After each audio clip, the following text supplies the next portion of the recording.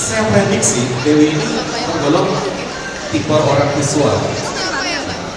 Apa sih maksudnya tipe orang yang komunikasinya visual? Maksudnya begini, kalau dia ngobrol, ini dia lebih cenderung menggunakan kata sepertinya, kelihatannya, gambarannya. Jadi orang visual itu lebih merespon segala sesuatu yang terlihat. Kemudian orang visual ini memperhatikan penampilan, agak suka dandan, gitu, memperhatikan penampilan, cenderung rapi. Kemudian yang ketiga, orang visual ini kalau pilih barang biasanya dilihat dari desainnya, dari tampilannya, bukan dari kegunaannya. Saya yakin nih kalau pilih handphone nih, Anda lihat dari layarnya, dari desainnya, tapi belum tahu isinya, RAM-nya berapa, ya prosesornya apa, nggak tahu. Terus bahannya dari apa nggak tahu, tapi tampilannya oke, wah kayaknya matching gue sama pakaian gue nih, gue bawa ke kantor, gue bawa ketemu teman-teman, gue bawa ketemu klien, kayaknya oke nih membantu penampilan dan ya user friendly lah, ya. Jadi itu cara orang-orang visual. Benar Pak. Rasanya tebak ya. Nah, ketemu dengan orang-orang seperti ini, dengan tipe seperti Dewi ini, teman-teman bisa mempengaruhi pikirannya, menarik hatinya dengan cara seperti ini. Wih, kelihatannya di depan itu kopinya enak nih di 7-Eleven. Kita ngopi di situ sambil melihat orang lewat, yuk. Dia akan lebih suka daripada coba yuk kita ngerasain ini kopinya enak di situ. Bukan tipe komunikasi dia.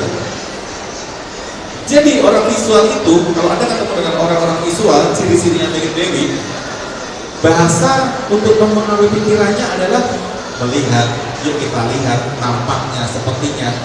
Jadi buat Anda yang sales, Anda yang marketing, kalau klien Anda ini Dewi, ya, Anda membawa contoh produk atau brosur itu harus engaging banget. Kalau enggak, dia nggak minat.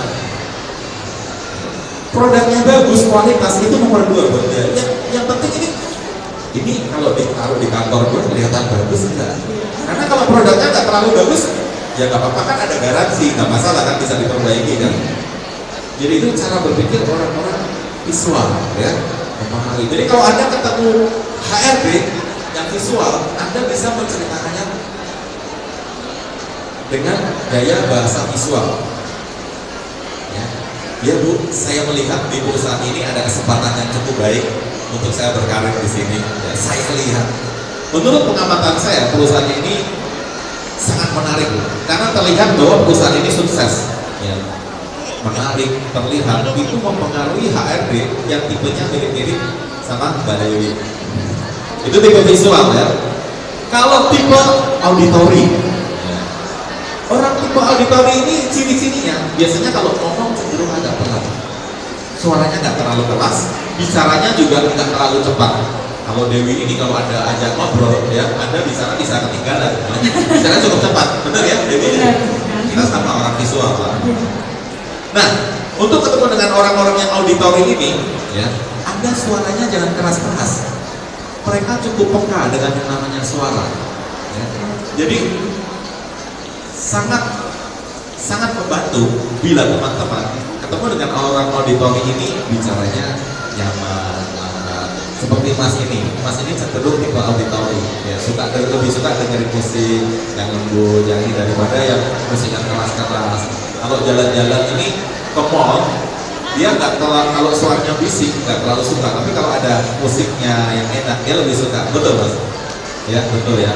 Jadi kelihatan kalau penampilan orang auditori ini cenderung kalau biasa gitu ya. Ini orang-orang auditori, cara bicaranya seperti itu. Ya, saya dengar di perusahaan ini sangat baik Bu. Banyak yang mereferensikan kepada saya ketika saya masuk di perusahaan ini, karirnya bisa cukup bagus, peluangnya cukup bagus ya, dan perusahaan cukup kooperatif. Ini yang saya dengar Bu, dan saya percaya ya. Jadi segala sesuatu yang dia dengar, dia percaya. Jadi orang auditori ini mudah dipengaruhi dengan kata-kata kedengarannya, kata orang ya. Jadi kemudian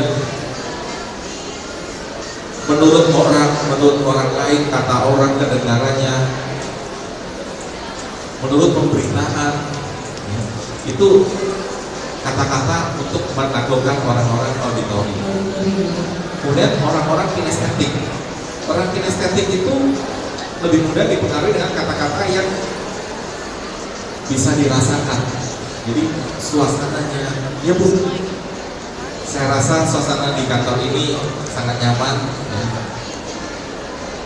Dan saya mendapatkan informasi bahwa tim di sini sangat bagus. Jadi orang-orang auditori, orang-orang kinestetik ini terpengaruh dengan kata-kata, mendapatkan rasanya ketika dipegang, ya, ketika disentuh. Ini orang-orang kinestetik sangat terpengaruh. Jadi kalau Anda ketemu dengan klien orang kinestetik, Anda mesti kasih sampel barangnya untuk dia pegang.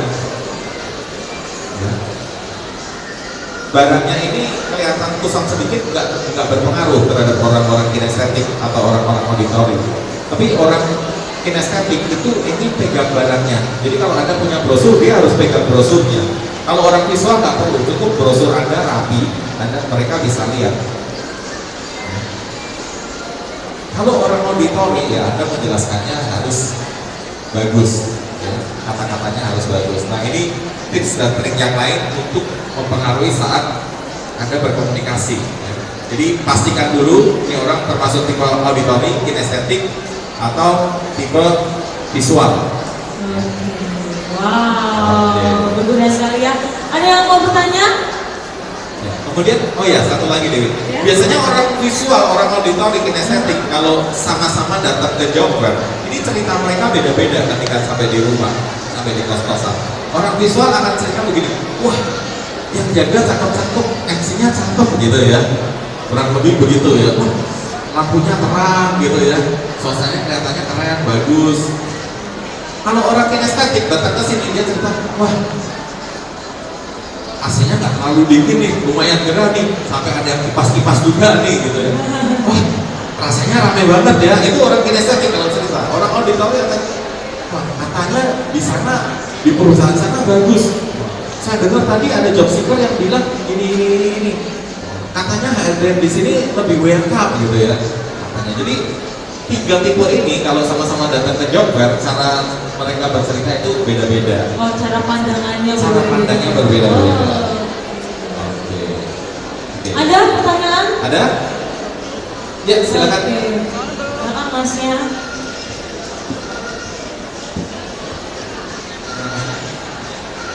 Ada nggak orang yang memiliki perpaduan antara visual dan auditori? Visual dan auditori. Mungkin ada sistem di menonjol. Ya, jadi begini, Mas. Benar Mas siapa? Mas Bayu ya. Oke. Ya, Mas Bayu. Jadi setiap orang ini, Dewi, punya ketiga tipe tersebut. Jadi setiap orang ini juga merupakan orang visual, auditori juga, kinestetik. Ya. Namun biasanya salah satu pasti lebih menonjol. Ya, salah satu lebih menonjol. Dan saya kasih tahu survei. Jadi menurut perkembangan zaman, kebanyakan orang ini sekarang visual. Makanya televisi lebih laku kan daripada radio. Oh iya. Ya. Khususnya di Indonesia ya lebih banyak orang visual. Orang visual. Orang visual lebih banyak. Ini juga mempengaruhi karena lingkungan segala macam multimedia, sosial media itu berpengaruh ya. Mempengaruhi kemudian pola pendidikan, keluarga segala macam, tempat tinggal, lingkungan itu mempengaruhi itu komunikasi berkembang ya, berkembang. Yang tadinya tak terlalu intens ke visual jadi visual juga.